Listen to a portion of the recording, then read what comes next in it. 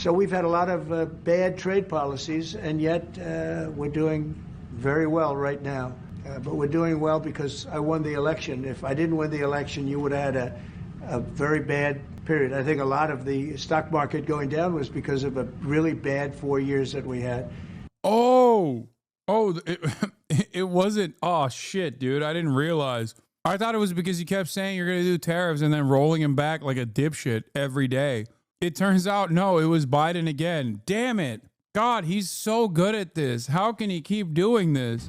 When you look at inflation and all of the other problems wars and inflation and so many other problems, but we're going to have very good years. We had, I don't know if you saw a little thing like the cost of eggs, little to you, but big to people out there, down almost 30% in the last few days. But we have a dream, and you know what the dream is? We're going to move the Department of Education. We're going to move education into the states, so that the states, instead of bureaucrats working in Washington, so that the states can run education. And you have Norway, you have Denmark, you have Sweden, you have Finland, you have various countries that do very well. You also have China that does very well in education, which is a pretty big tribute to China, I must say. 1.4 billion, and they're in the top 10, and it's pretty amazing. So we can't blame size anymore. You know, normally you'd blame size. It's too big. How can you do it?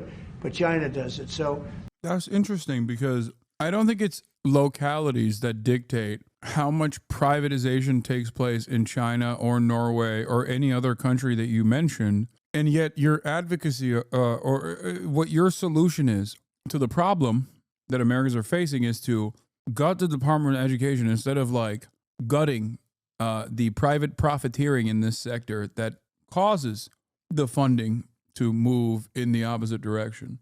What we want to do is always school choice, but we're going to do school choice, and we're doing it. But we want education to be moved back where the states run education, where the parents of the children will be running education. Yeah, I want the dumbest people on the planet to have a say in what kind of education kids are getting. You know, Christian Science and the like. That'll certainly make us competitive in the global stage in terms of education. And hopefully we can get a ceasefire from Russia. And if we do, I think that would be 80% of the way to getting this horrible bloodbath finished. It's a bloodbath is taking place over there. On average, 2,000 to 3,000 young people a week are being killed in that stupid war that would have never happened if I were president. We have people going over there, Mr. VP. Do you have anything to say about it? Because you're very much involved. What's going to happen?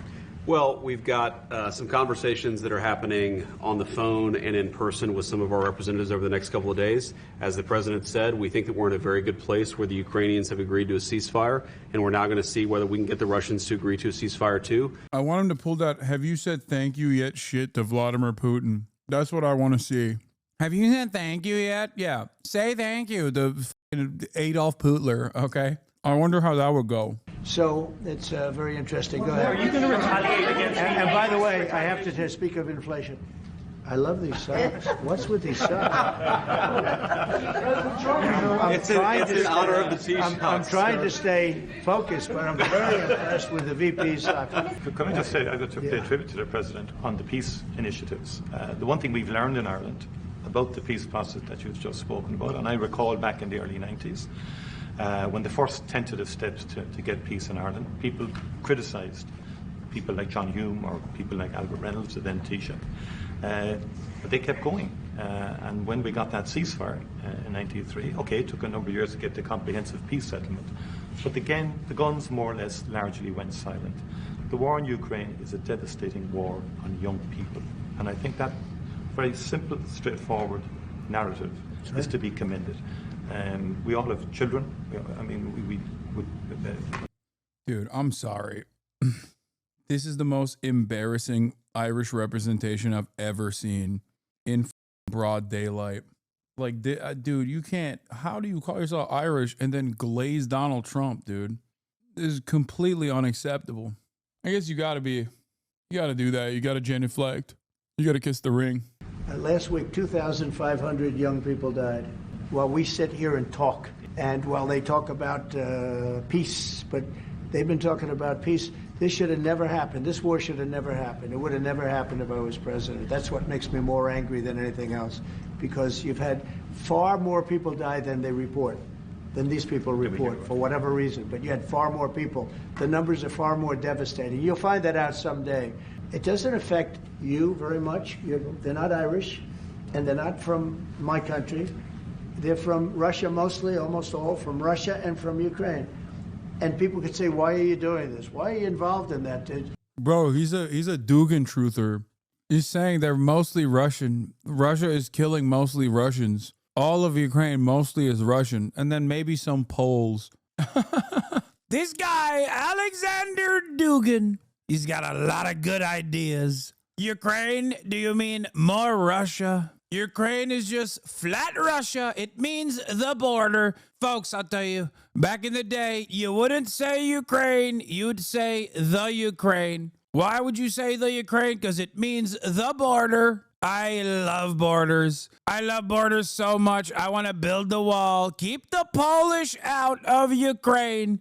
We must restore Russia to its glory by allowing it to maintain its beautiful border, also known as the Ukraine. Can I ask you about Ireland's relationship with Israel? There's been a lot of talk recently. The government are looking to bring in what's called the Occupied Territories Bill, which would ban goods from occupied territories. Prime Minister Netanyahu recently. Did Ireland come up in that conversation? Did he raise any concerns about the Irish government? One thing I'll tell you, you're not from Israel, that's for sure, huh? She's definitely not from Israel. It's an interesting question coming from you. We talk about everything. Israel has been under siege, as you can see, and they had to fight back. October 7th was a terrible thing. People don't like to mention it, but it was a terrible, terrible day in the life of the world. And it's amazing the way people don't mention that, but it was, so you know, as president, you get to see clips that you'd rather not see. But I see clips, and that was a terrible day for the world. He's not wrong. Ireland is a tax haven. And I have long been an advocate for America using its like market entry. You know what's really funny about the tariff shit? Whenever people ask me, Hasan, what about capital flight? What about capital flight? What about, you know, the tax havens that exist all around the planet? Like, that's the reason why America has to lower taxes. I'm like, no, because we do have entry into the American market. It's a huge, huge benefit for these companies. And I have long maintained the position that if you are an American company and you move your assets overseas, or if you're an American company and you move your manufacturing overseas, then if you don't pay the taxes back to the United States of America that you need to pay, then you don't get to sell shit here. This is something that I've talked about quite a bit. This is something that I've advocated for quite a bit. And it's weird because on the one hand, Donald Trump refuses to advocate to increase taxes. He wants to make taxes competitive with tax havens, but simultaneously he's just like saying like, that's why I want to do tariffs, do taxes, and also apply tariffs if you want in terms of companies leaving the country. And if they don't pay taxes and they want entry into the American marketplace, tax the shit out of them at the point of entry, or just shut them off from the American marketplace. Well, we are planning to lower taxes, yeah, if the Democrats behave, but the Democrats have no clue. You saw that the other night during the speech. 2 young women were slaughtered by illegal aliens. 1 young man has very serious cancer, and many other problems. The people up there, they all had difficulty, very serious difficulty. But yeah, he's like, oh, I can't believe Democrats didn't clap for the kid with cancer. Cancer, baby. Had him on stage. Democrats didn't clap for him. They like when kids have cancer. They didn't clap for me when I said I'm going to deregulate the EPA so more children can also have brain cancer from chemical exposure. When we're talking about 2 young girls, beautiful young girls, Lake and Riley, you know the whole story. That he's literally like, look at all my props that I put forward, and the Democrats didn't actually, entertain them. How messed up. The United States of America is going to take back a lot of what was stolen from it by other countries and by, frankly, incompetent U.S. leadership, grossly incompetent. I gave you an example of Ireland. I would have never let that happen. Impossible for that to have happened. Wait, what? Oh, I thought he was talking about like the Good Friday Agreement or something. For a second, I was thinking like, Ireland, it had its own October 7. Let me tell you, okay? The Troubles, very troublesome. That's why they call it the Troubles. I would have never let that happen. Ireland would be united. Bloody Sunday. It's the bloodiest, folks. It's like Gettysburg from the standpoint of blood.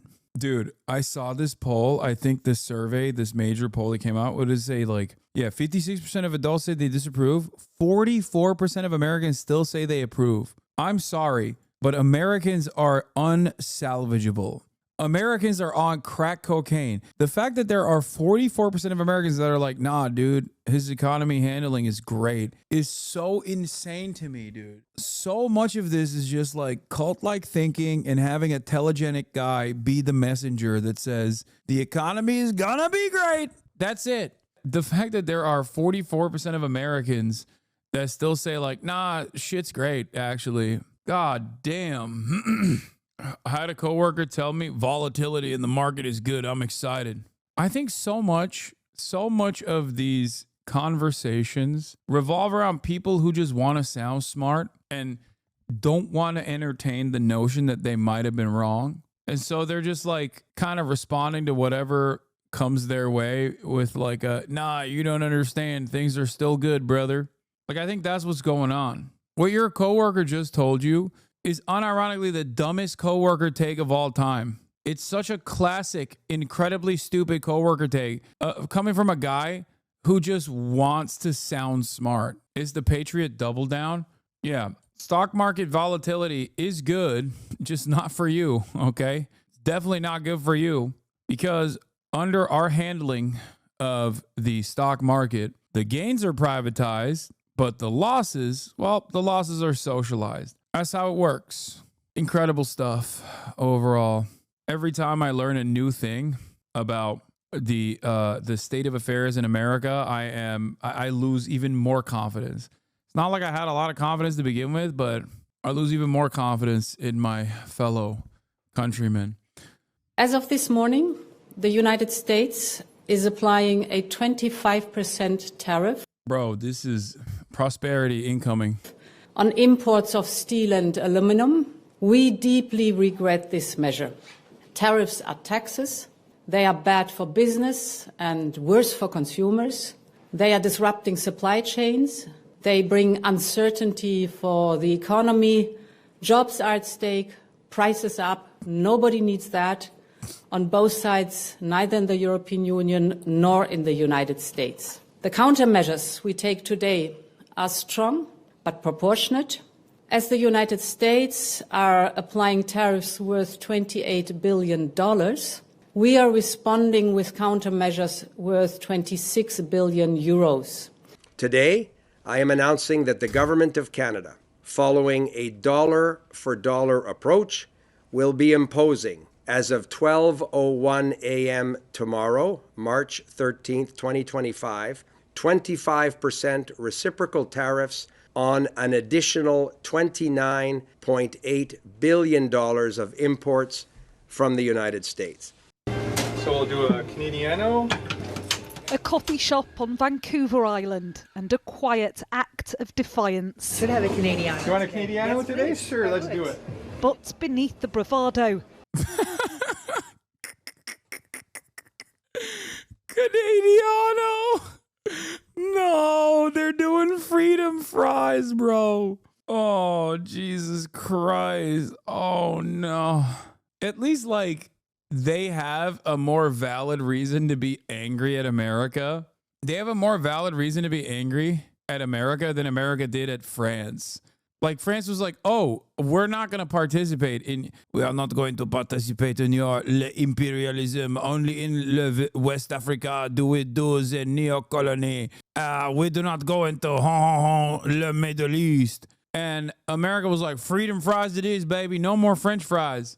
We only do le imperial in imperialism. Only in le West North Africa. And then we were like, how dare you? How dare you? I'll show you what. is giving French Zelensky. I know. I've been stuck on Zelensky. Mr. President. You disrespecting Canada, and it's upsetting. I'm not. I'm saying I cannot explain to you how much I am in support of Canada shitting on America. We deserve it. There is not a nation that deserves it more than us, okay? On the top shelf, Alan hides the labels of American-made bottles. Tennessee, Wayne Gretzky cream, and it's just about empty anyway. Wayne Gretzky cream liqueur. Oh, wait. They also hate Wayne Gretzky now, right? Because he's a cuck to America. Yeah, that was really messed up that Wayne Gretzky is just like so pro-America. It's like, dude, how are you going to do that to your own people? Once a Canadian ice hockey hero, now considered a traitor for his support of Trump. He's proven that he doesn't even respect our country anymore. It's now government policy in British Columbia not to sell any American-made booze, a clapback at US tariffs on Canadian goods. A decision taken by its premier. Very nice to meet you. Nice to meet you too. But the threats don't end at tariffs. Trump wants to make Canada the 51st state. I've been speaking to people, British Columbians, today, yesterday. They're genuinely fearful of annexation. Do you think that's a possibility, and are you scared? So I find it deeply unsettling. The advice that we get continually about the president is to take him seriously, but not literally. I would love to have that kind of luxury. And the danger, I think, is not taking him literally and seriously. What's your theory on why Trump is whacking Canada so hard and not Mexico as hard? He likes Claudia Sheinbaum. Also, Mexico plays ball on immigration. But more importantly, he likes Claudia Sheinbaum, and he thinks Canada is a libtard nation. There's all of the EU, with the exception of Viktor Orban. Yeah, the entirety of the EU, Canada and Ukraine are all like libtard countries. They're all libtard countries. So he hates them with a passion. He's like, this is just more Democrats. In his mind, he's like, this is Kamala Harris. And here you have Zelensky, which is more Kamala Harris. Why does he like Claudia? Because he likes popular leaders, and Claudia Sheinbaum is very popular, but also Claudia Sheinbaum and, the Morena admin previously played ball with Trump when it came down to clamping on migrants that were trying to cross the Mexican-U.S. border. But also because she's a boss lady. Or maybe in my head canon, Trump hates Canada because he met XQC and he couldn't stand him. He just met XQC, was like, I'm done with this country. We're putting sanctions on Canada, especially Level.